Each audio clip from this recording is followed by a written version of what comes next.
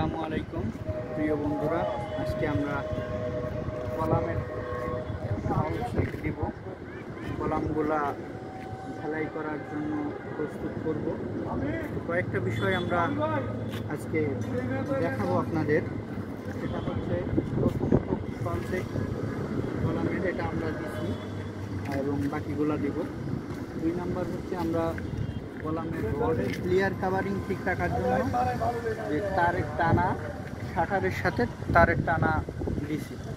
এই যে একটু দেখাও, যাতে কোনোভাবে তাগার দিয়ে কংক্রিট ফালানোর সময় রডের ক্লিয়ার কাভারিংটা কম বেশি না হয়, সেজন্য আমরা এই পদ্ধতি অবলম্বন করছি ব্লকের পরিবর্তে।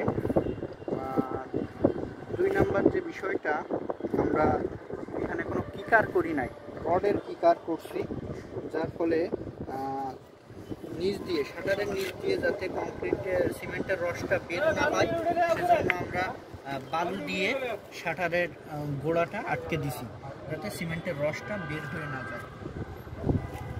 আরেকটা বিষয় যেটা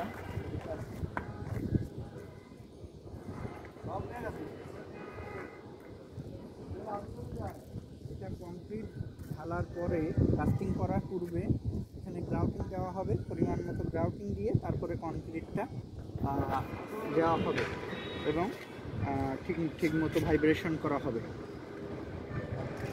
আগামীকালকে আমাদের প্রজেক্টে কলাম ঢালাইয়ের কাজ চলবে, এই জন্য আজকেই সব কিছু রেডি করে রাখছি।